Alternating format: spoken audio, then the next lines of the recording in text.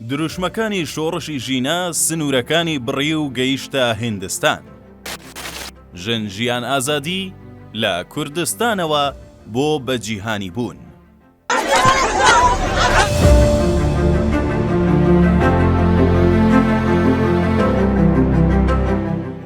ڕۆژانە چەندین ڕووداوی جۆرە و جۆر لە سەرانسەری جیهاندا ڕوودەدەن و گرنگترینی ئەو ڕووداوانەش دەبنە سەردێڕی هەواڵەکان و گەرمەباسی میدیاکان.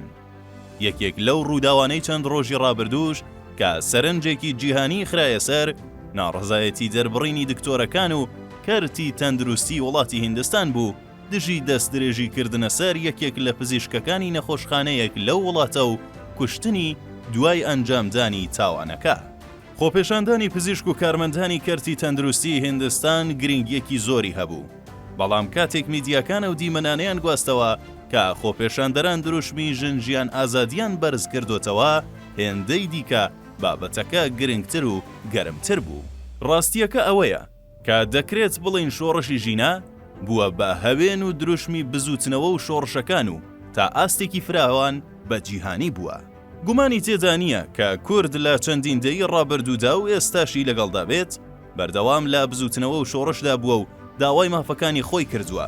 دوانمونەش دەبێ ئاماژە بە شۆڕشی ژینا یان شۆڕشی ژن-ژیان ئازادی بکەین کە بەدەیان و سەدان لێکدانەوەی جۆرە و جۆری بۆ دەکرێت و زۆربەی ڕەهەندەکانی شۆڕشەکە لەلایەن شرۆڤەکاران و چاودێرانەوە خراوەتە بەرباز. بەڵام یەکێک لە گرنگترین لایەنەکانی ئەم شۆڕشە ئەوەیە کە دروشمەکەی بوو بە دروشمێکی جیهانی و هەموو دنیای تەنی.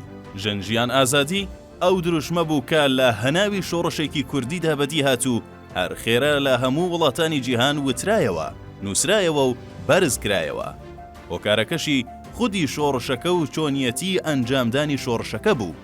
گەلانی ئێران پێکەوە و بە شێوەیەکی مەدەنی و دوور لە توندوتیژی بە پێشەنگی نەتەوەی کورد لە ئێران شۆڕشەکەیان دەست پێکرد، بەڵام لە بەرامبەردا کۆماری ئیسلامی بە دڕندانەترین شێوە سەرکوتی کردن.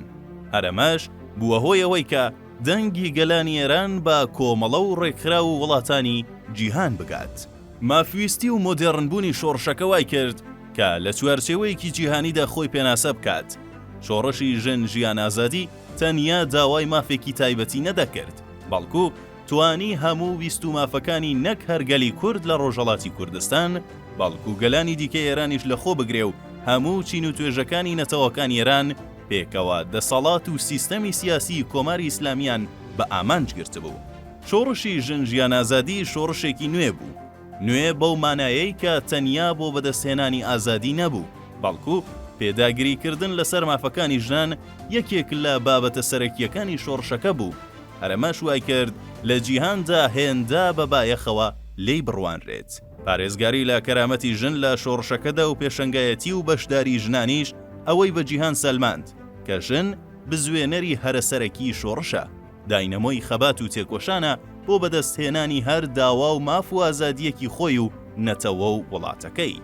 ئەمانە لە سەرەکی ترین هۆکارەکان بوون کە شۆڕشی ژن-ژیان ئازادیان بە شۆڕشێکی مۆدێرن و مەدەنی بە جیهان ناساند.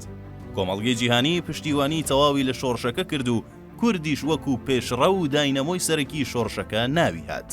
دروشمەکەش لە سەرانسەری جیهان بە گرنگ وەرگیرا و دانی پێدانرا. وڵاتی هیندستانیش یەکێک لەو وڵاتانەیە کە مافی ژنان تیایدا کاڵ و کەمڕەنگە و تاڕادەیەکی زۆریش لە لای حکوومەتی وڵاتەکەەوە بایەخێکی نییە.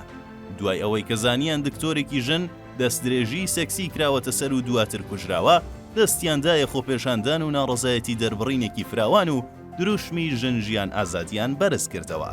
بۆیە دەتوانین بە ئاسانی بڵین کە دروشمی ژن-ژیان ئازادی بێگومان بووە بە دروشمێکی جیهانی، بەڵام گرنگتر لە دروشمەکە شێوەی ناڕزایەتی دەربڕینی خەڵکی هیندستانە کە ڕێک ئیلهامی لە شۆڕشی ژینا وەرگرتووە و سەرجەم ژنان و پیاوانی هیندستان پێکەوە و بە شێوەیەکی مەدەنیانە هاتنە سەر شەخامەکان و بەرامبەر پێشێلکاری مافەکانی ژنان بەدەنگ هاتن.